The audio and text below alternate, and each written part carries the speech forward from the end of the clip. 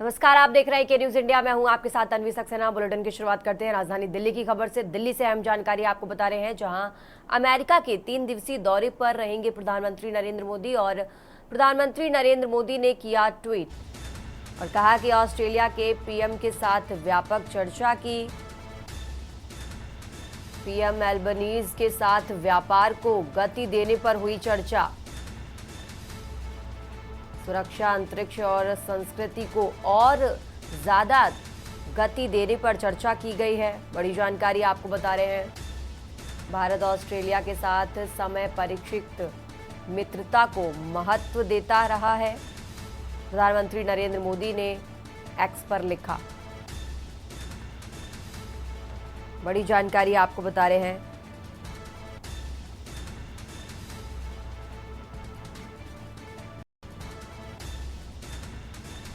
America के 3 दिवसीय दौरे पर प्रधानमंत्री नरेंद्र मोदी ने किया ट्वीट। ऑस्ट्रेलिया के पीएम के साथ व्यापक चर्चा की।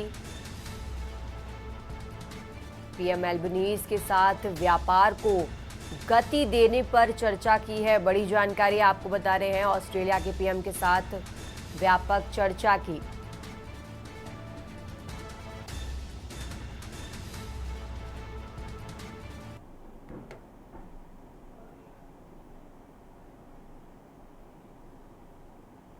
और सीधा आपको लिए चलते हैं, जहां सीएम नायब सिंह सैनी क्या कुछ कह रहे हैं, जरा सुन लेते हैं। ये दुष्प्रचार किया कि अगर मोदी जी तीसरी बार प्रधानमंत्री बने तो संविधान खत्म कर देंगे, आरक्षण खत्म कर देंगे। इस प्रकार का इन्होंने दुष्प्रचार किया। इनके डीएनए के अंदर आरक्षण को खत्म करने का है। जवाहरलाल नेहरू ने सभी मुख्यमंत्रियों को पत्र लिखा था और कहा था कि आरक्षण खत्म होना चाहिए।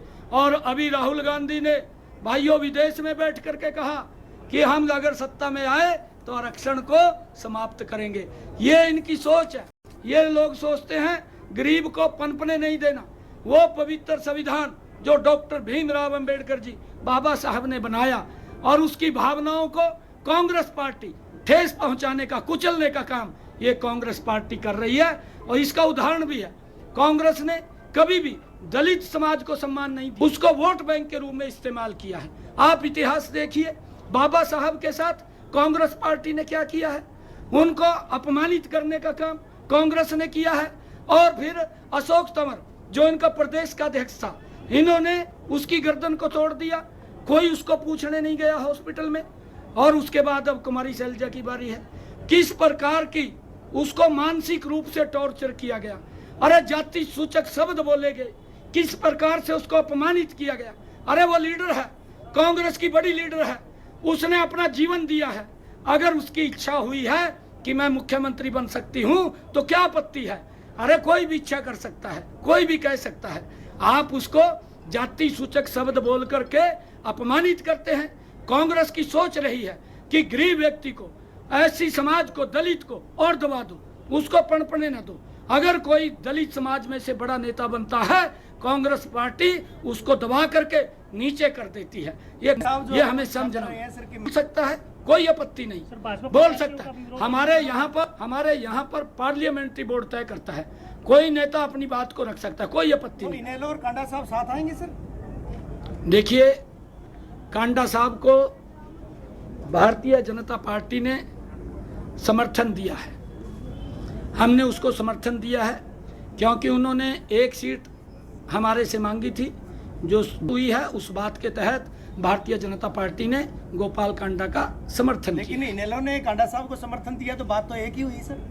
नहीं, देखिए, मैंने कहा है भारतीय जनता पार्टी बहुत बड़े मार्जिन के साथ हरियाणा में तीसरी बार आ रही है। हरियाणा के जागरूक लोगों ने, सम्मानित जनता तय कर लिया है, मन बना लिया है। मैं जहां पर भी जाता हूं, लोगों का स्नेह, प्यार, आशीर्वाद भरपूर मिल रहा है। और लोग तीसरी बार भारतीय जनता पार्टी की सरकार बना लिया आपने? बिल्कुल, सबको मना लिया, सब लगे हुए, सब लगे हुए। विरासत के तौर पर भिवानी को जाना जाता है। अगर इस विरासत को सजोने संवारने की बात आती है तो एक नाम सामने आता है और वो कड़ी बीजेपी।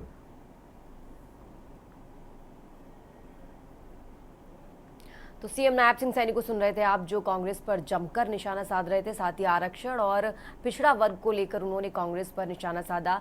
और अब रुक करते हैं राजधानी दिल्ली का। दिल्ली से अहम जानकारी आपको बता रहे हैं, जहां जम्मू कश्मीर के दौरे पर अमित शाह 3 दिनों तक जम्मू कश्मीर में करेंगे चुनाव प्रचार। बड़ी जानकारी आपको बता रहे हैं जम्मू कश्मीर विधानसभा चुनाव से जुड़ी, जहां जम्मू कश्मीर में चुनावी रैली को संबोधित करेंगे गृह मंत्री अमित शाह। नौशेरा और मजालता में रैलियों को करेंगे संबोधित। 3 दिनों तक जम्मू कश्मीर में करेंगे चुनाव प्रचार। बड़ी जानकारी आपको बता रहे हैं, जम्मू कश्मीर में चुनावी रैली को संबोधित करेंगे गृह मंत्री अमित शाह। जम्मू कश्मीर विधानसभा चुनाव से जुड़ी बड़ी जानकारी आपको बता रहे हैं। आज जम्मू कश्मीर के दौरे पर गृह मंत्री अमित शाह 3 दिनों तक जम्मू कश्मीर में करेंगे चुनाव प्रचार। जम्मू कश्मीर में चुनावी रैली को करेंगे संबोधित। बड़ी जानकारी आपको बता रहे हैं। आपको बता दें, जम्मू कश्मीर की 90 विधानसभा सीटों पर चुनाव हो रहे हैं, जिसमें पहले चरण की वोटिंग 18 सितंबर को हो चुकी है और अब दूसरे फेज की वोटिंग 25 सितंबर को होगी। और उससे पहले 3 दिनों तक जम्मू कश्मीर में रहेंगे, चुनाव प्रचार करेंगे गृह मंत्री अमित शाह। ज्यादा जानकारी के लिए हमारे साथ विशेष संवाददाता अखिलेश जुड़ गए हैं। अखिलेश जी, भारतीय जनता पार्टी लगातार एक्टिव मोड पर नजर आ रही है जम्मू कश्मीर विधानसभा चुनाव को लेकर। अब 3 दिनों तक गृह मंत्री अमित शाह पर चुनावी रैली को संबोधित करेंगे। अखिलेश जी, केंद्रीय गृह मंत्री अमित शाह जम्मू कश्मीर के चुनावी दौरे पर हैं। 3 दिन के चुनावी दौरे पर वो लगातार ताबड़तोड़ चुनावी रैलियां कर रहे हैं, चुनावी जनसभाएं कर रहे हैं, चुनावी मीटिंग्स कर रहे हैं। अमित शाह मेंढर, थानावाड़ी, राजौरी, अखनौर, पुंछ के सोरनकोट समेत तमाम रैलियों को संबोधित करने का उनका कार्यक्रम है। कई रैलियां संबोधित कर चुके हैं, कई रैलियां आगे संबोधित करेंगे। लगातार भारतीय जनता पार्टी की चुनावी तैयारियां जम्मू कश्मीर से किस हद तक की गई है, उससे अंदाजा लगाया जा सकता है कि भारतीय जनता पार्टी जम्मू कश्मीर के विधानसभा पे फ्रंट पर खेलना चाहती है। प्रधानमंत्री और अमित शाह, प्रधानमंत्री नरेंद्र मोदी और केंद्रीय गृह मंत्री अमित शाह लगातार चुनावी दौरे कर रहे हैं। अगर देखा जाए तो प्रधानमंत्री के बाद अब केंद्रीय गृह मंत्री अमित शाह पहुंचे हैं और इनमें लगातार चुनावी रैलियों में वो 3 चीजें बड़ी मेन रूप से उठाते हैं कि जम्मू कश्मीर को 3 परिवारों ने बर्बाद किया है।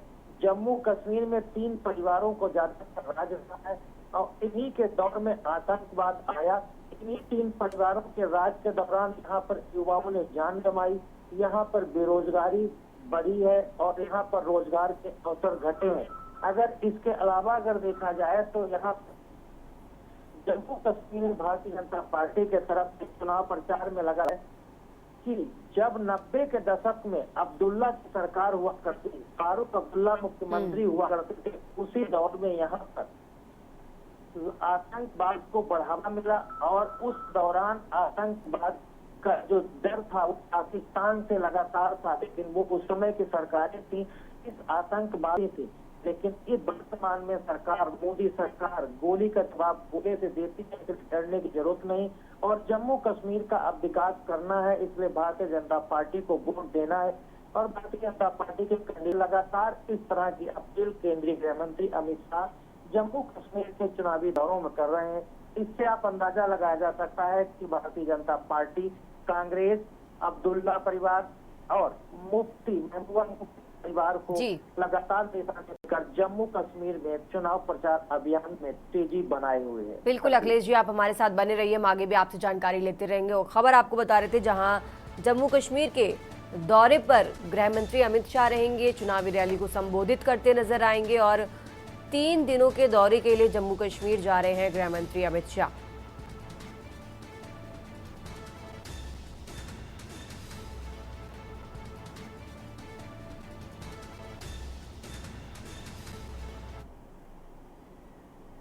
रुक करते अगली खबर का। राजधानी दिल्ली से बड़ी जानकारी आपको बता रहे हैं, जहां केजरीवाल आज लगाएंगे जनता की अदालत। बड़ी जानकारी आपको बता रहे हैं, जंतर मंतर पर लगाएंगे जनता की अदालत। अहम जानकारी राजधानी दिल्ली से, जंतर मंतर पर लगाएंगे जनता की अदालत। आज से दिल्ली के चुनावी अभियान में जुटे केजरीवाल। तिहाड़ जेल से रिहा हुए केजरीवाल ने की थी घोषणा। बड़ी जानकारी आपको बता रहे हैं राजधानी दिल्ली से। आज जंतर मंतर पर लगाएंगे जनता की अदालत। आज से दिल्ली के चुनावी अभियान में जुटे अरविंद केजरीवाल। बड़ी जानकारी आपको बता रहे हैं। ज्यादा जानकारी के लिए हमारे साथ अखिलेश जी जुड़ गए हैं। अखिलेश जी, आज से अरविंद केजरीवाल जंतर मंतर पर लोगों से जो उन्होंने कहा था कि जब तक लोग नहीं कहेंगे तब तक मैं कुर्सी पे नहीं बैठूंगा, वही साबित करेंगे कि मैं कितना ईमानदार हूं। लेकिन कहीं ना कहीं जो आप नेताओं के जेल जाने से पार्टी की छवि खराब हुई है, उसको अब अरविंद केजरीवाल कैसे सुधारते नजर आएंगे, क्या रणनीति बनाएंगे? अखिलेश जी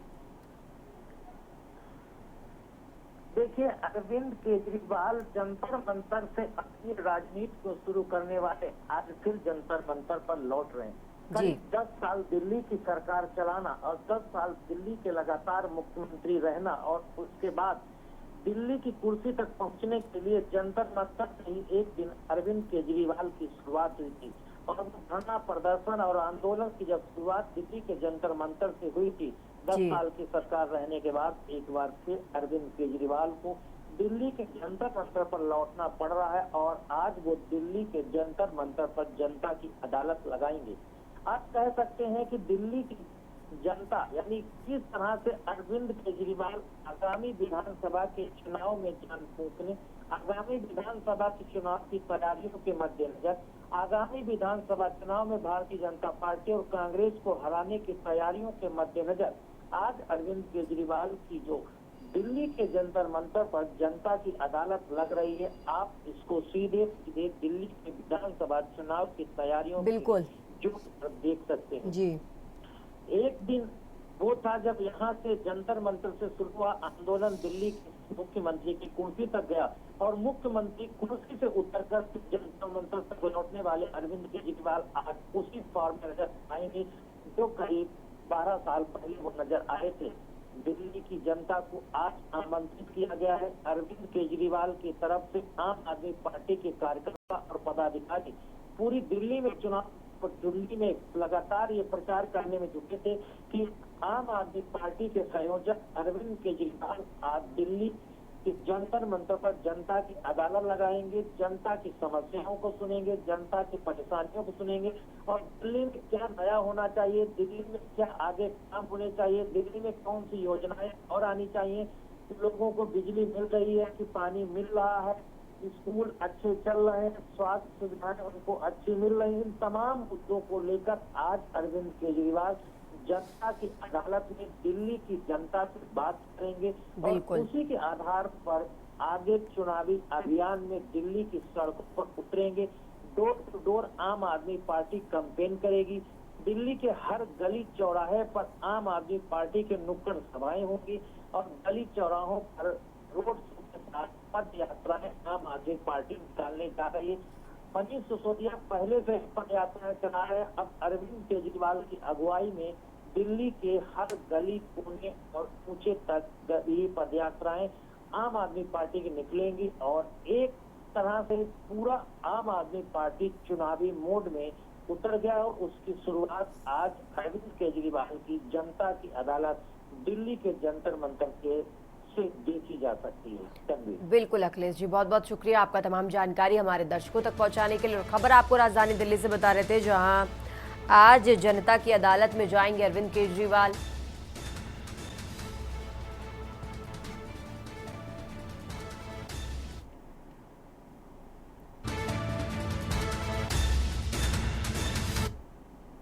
यहां रुकेंगे एक छोटे से ब्रेक के लिए, फौरन हाजिर होंगे।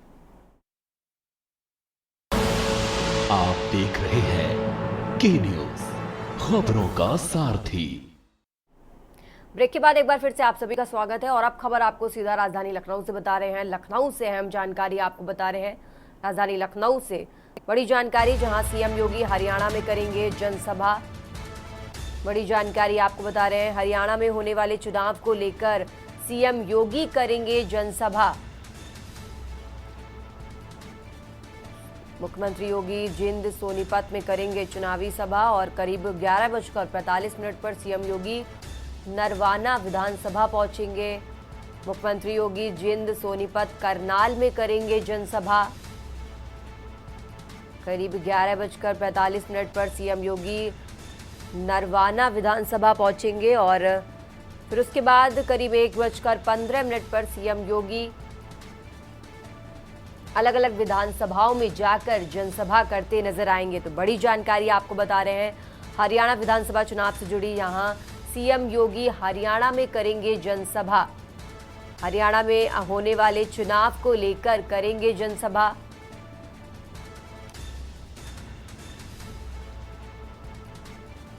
और ज्यादा जानकारी के लिए हमारे साथ अविनाश जुड़ गए हैं। अविनाश जी, अब सीएम योगी की तरफ से बड़ा जानकारी मिल रही है, जहां सीएम योगी अब हरियाणा विधानसभा चुनाव में जनसभा को संबोधित करते नजर आएंगे, यानी पार्टी के लिए मजबूती से सामने आकर चुनावी प्रचार करेंगे। अविनाश जी। जी बिल्कुल, देखिए मुख्यमंत्री योगी आदित्यनाथ लगातार भारतीय जनता पार्टी के स्टार प्रचारक रहे हैं। ऐसे में हरियाणा में जो है विधानसभा चुनाव है, तो विधानसभा चुनाव को लेकर जो है मुख्यमंत्री योगी आदित्यनाथ जो है 11:30 बजे जो है वहाँ पर कई जनसभाओं को जो है संबोधित करेंगे, जिसमें जो है जिसकी बात करें सोनीपत की बात करें, करनाल की बात करें, इन तमाम जो है विधानसभाओं में जो है मुख्यमंत्री योगी आदित्यनाथ जो है चुनाव प्रचार करेंगे। आपने देखा होगा कि लगातार मुख्यमंत्री योगी आदित्यनाथ इस तरीके से हिंदू ब्रांड के फायर मिनिस्टर के तौर पर लगातार जो है तमाम जो है विधानसभा हो या फिर लोकसभा चुनाव हो, उसमें जो है भारतीय जनता पार्टी के स्टार प्रचारक रहे हैं। ऐसे में हरियाणा में तमाम जो है विधानसभाओं पर जाके वो जो जनसभा करेंगे और विधानसभाओं में जाके उनका संबोधन होगा। खासतौर पर लगातार जो है हरियाणा में जिस तरीके से चुनाव उसको लेकर जो है स्टार प्रचारकों में मुख्यमंत्री योगी आदित्यनाथ की जो है जिसमें नाम होने के बाद लगातार जो है जनसभाओं में शामिल होंगे। बिल्कुल अविनाश जी, बहुत बहुत शुक्रिया आपका तमाम जानकारी हमारे दर्शकों तक पहुंचाने के लिए। और खबर आपको बता रहे थे, जहां आज हरियाणा के दौरे पर रहेंगे उत्तर प्रदेश के मुख्यमंत्री योगी आदित्यनाथ और अलग अलग विधानसभाओं में जनसभा को संबोधित करते नजर आएंगे सीएम योगी। बड़ी जानकारी आपको बता रहे हैं। आपको बता दें हरियाणा में 5 अक्टूबर को विधानसभा चुनाव के लिए वोटिंग होनी है और उससे पहले बड़ी जानकारी आपको बता रहे हैं।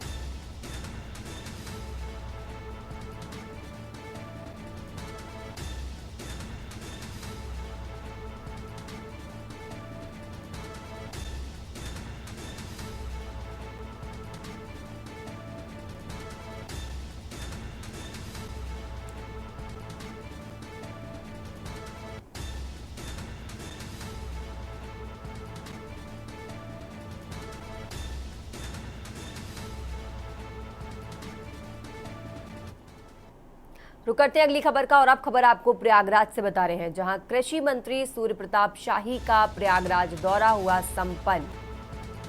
बड़ी जानकारी आपको बता रहे हैं, बीजेपी नेता और कार्यकर्ताओं ने किया जोरदार स्वागत।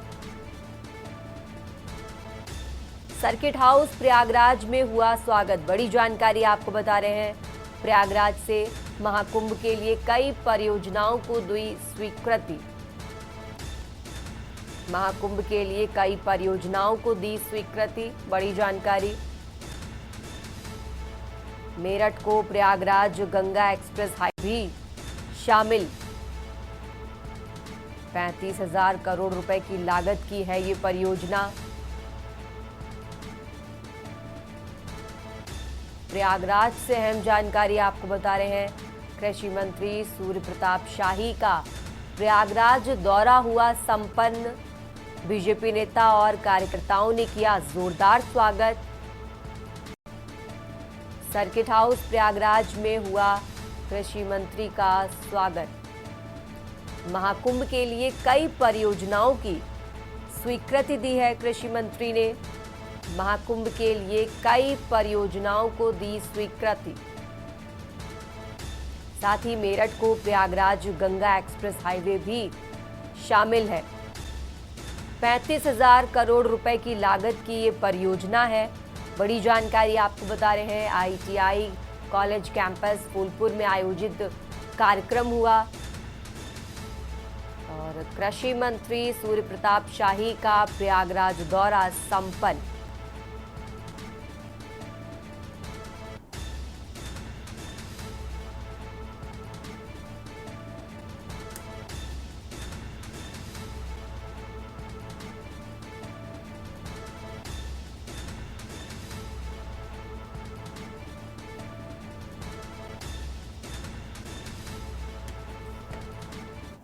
खबरों में आगे बढ़ते हैं। बलिया से खबर आपको बता रहे हैं, जहां 2 नाबालिग बहनों का अपहरण का मामला पुलिस ने सकुशल किया बरामद।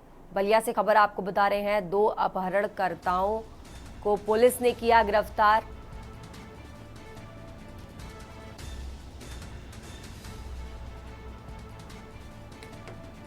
दो अपहरणकर्ताओं को पुलिस ने किया गिरफ्तार। बलिया खबर आपको बता रहे हैं, पुलिस ने अपहरणकर्ताओं को भेजा जेल। पुलिस ने बहनों को सकुशल किया बरामद।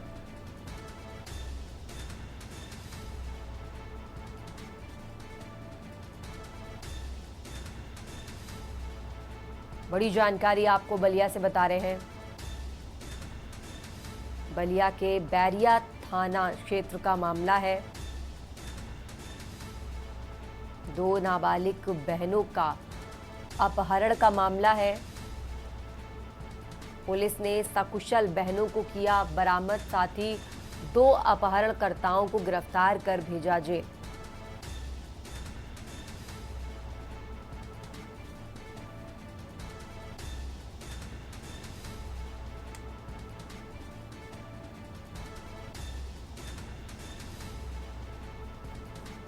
बलिया से खबर आपको बता रहे हैं, 2 अपहरणकर्ताओं को पुलिस ने भेजा जेल।